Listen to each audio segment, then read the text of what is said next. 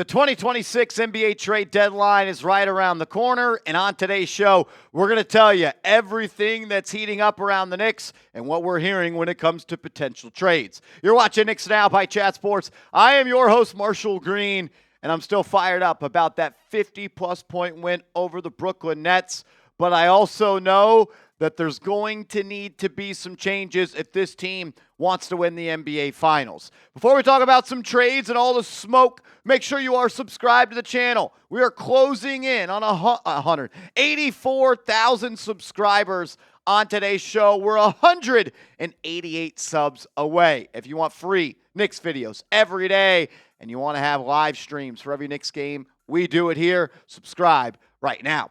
Stephen Bondi, who covers the New York Knicks, saying trade deadline is about 2 weeks away, and the Knicks are actively talking to multiple teams about Guerschon Yabusele. Look, as they should. I'll first say that. I think the Knicks should kind of go and look at the trade market and what they can get back for Yabusele.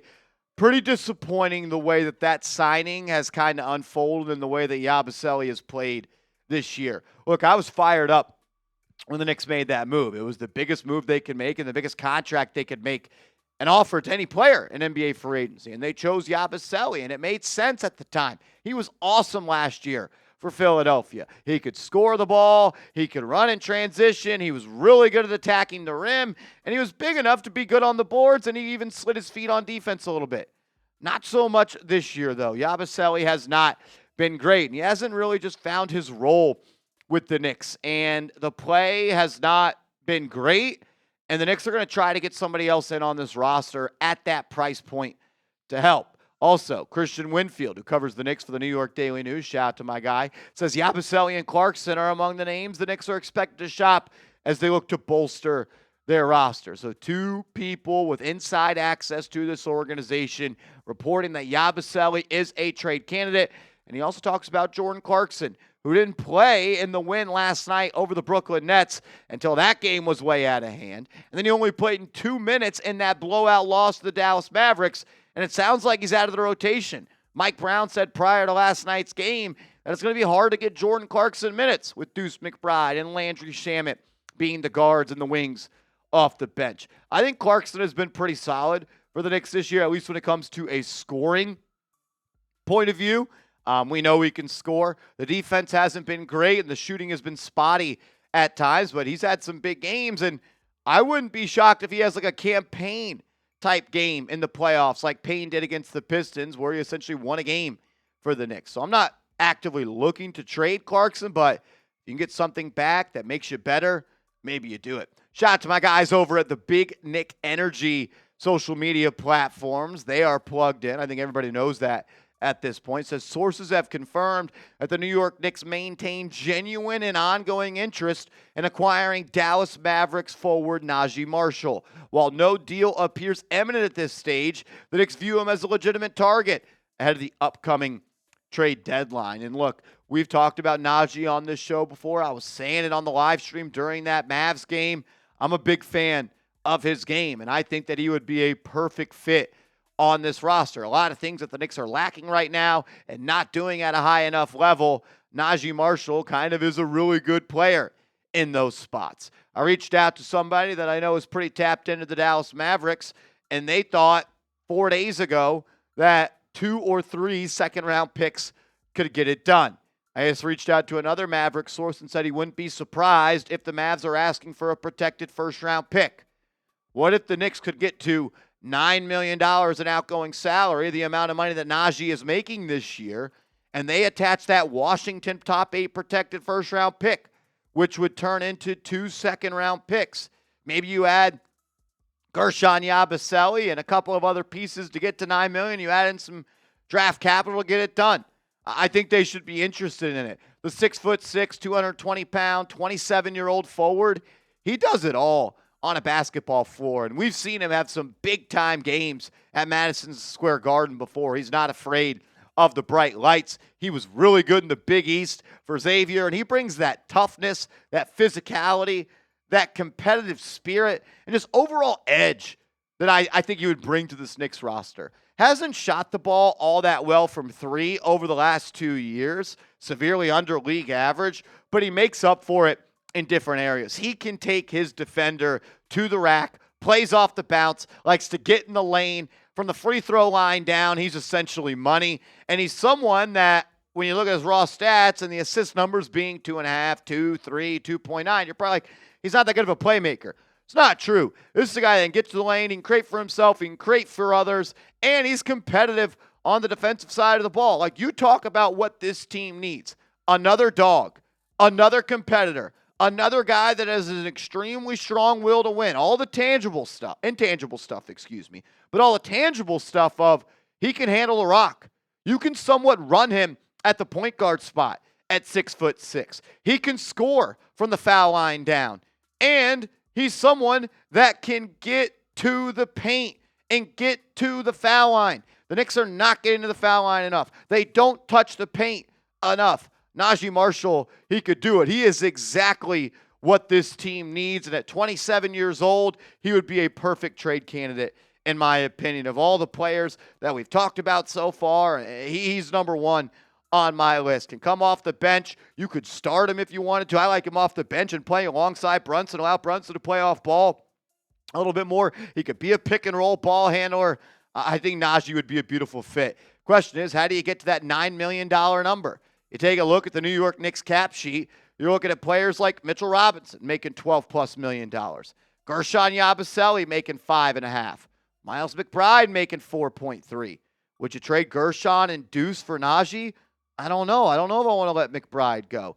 Can you somehow find a way to go Pacome Dadiet and Guerschon, and that gets you to what? 5.5 plus 2 we'll call it 3, get to 8.5, 8.2 or something like that. Is that close enough? Like, how close do you have to get to that $9 million? Then maybe you throw in somebody else, like a Jordan Clarkson or something like that. Maybe it's a 3-team trade. I've got faith in this front office to execute the moves that are out there outside of trading the farm for Mikal Bridges. But Naji would be a good move. I'd be pumped up about that. You'd have to get creative. I don't want to trade Mitch for Naji. I don't want to trade Deuce for Naji. Look, if you could have a bench of McBride, Shamet, Naji, and Mitchell Robinson, that'd be one of the better bench units in the NBA. And all those guys are scrappy, physical, and winners as well. I'd really like to see that trade happen. Chris Haynes, who covers the NBA at large, says Jose Alvarado is a guy I know the Knicks have been monitoring. You go back to that report from Big Nick Energy a couple of weeks ago, maybe even a month ago at this point. They made it seem like Alvarado was someone the Knicks were extremely interested in and could potentially make a trade for. And here we are. Now Chris Haynes saying it as well. Alvarado could be another point guard for the Knicks to roll with. We've seen Tyler Kolek somewhat get taken out of the rotation at this point, and the Knicks could use another competitor like that. The Knicks could use another guy that feeds off the crowd, and their play with effort is infectious to the rest of the roster. Played in 35 games this year for New Orleans, shooting 36% from downtown, kind of where the number he's been at over the last 3 years. He could score a little bit. He can get out in transition and run. He's a good catch and shoot guy. He can play off the catch. And he's underrated when it comes to being like a table setter. He's not your CP3 type of floor general, but he can also get to the lane, kick it out, spray, move the rock. You could see a bench unit of him and Deuce McBride off the bench, and you'd be pretty physical. I know he's a smaller guy at 6 foot, but he is a scrappy defender, plays with that Brooklyn mindset. And he's a guy that can defend, and that's what the Knicks need. They could use another perimeter defender. Like, you talk about all the things that the Knicks are bad at right now. And I know they won last night against the Brooklyn Nets. That doesn't change anything, in my opinion. They still need people that can fly around on the perimeter. More point-of-attack defenders. Deuce McBride can't be your only point-of-attack defender if you want to win a championship. Alvarado would be a big boost in that area. Stephen Bondi, who covers the Knicks for the New York Post, put out this trade idea in a recent article saying Jose Alvarado and Yves Missi and a second-round pick to the Knicks with Guerschon Yabusele and Pacome Dadiet going to the Pelicans. Look, I would sign off on this at any given moment. Like, I would do this, no doubt about it. The only reason I would say no is maybe seeing what else I can get for Yabusele. But if you can get Alvarado, a backup point guard that could play, and Missi, who could be center insurance for this team, who was just a first-round pick, a 7-footer that's extremely athletic, plays above the rim, kind of reminds me of a young rookie year, raw Mitchell Robinson. Last year, he played in 73 games, almost 27 minutes per night, gave you 9 points, 8 rebounds, and 3.5 offensive rebounds, 1.3 blocks. This year, the minutes are down by almost 9 minutes per game. The production is down as well, but he can defend the rim. He's a shot blocker, and as you can see, he can give you some juice on the offensive glass, and he would give you some insurance at that backup center spot.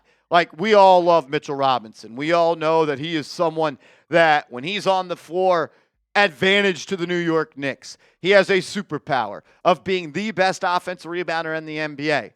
But we also know that Mitchell Robinson is an injury-prone player as well. And the Knicks don't want to go into a playoff series where Ariel Huck-Porty and Trey Jamison are their backup bigs to Karl Anthony Towns. I do wonder if they trade for Yves Missi, does that mean they have a plan to maybe move Mitchell Robinson, who's going to be a free agent at the end of the year? We know how Leon Rose and this Knicks front office likes to operate. If you're about to be a free agent, the Knicks can go and look to maybe trade you to get something back before they potentially lose you for nothing in free agency. So adding a guy like Alvarado and Missi, I think that makes some sense for this basketball team. Couple more things to talk about, but first I want to let you know that this awesome Knicks long sleeve t-shirt, sweatshirt, whatever you want to call it, 50% off. Chatsports.com/NYK sale. Chatsports.com/NYK sale. This Knicks sweatshirt was $80. Now it's $40. Save yourself $40, get a shirt, and let's go Knicks.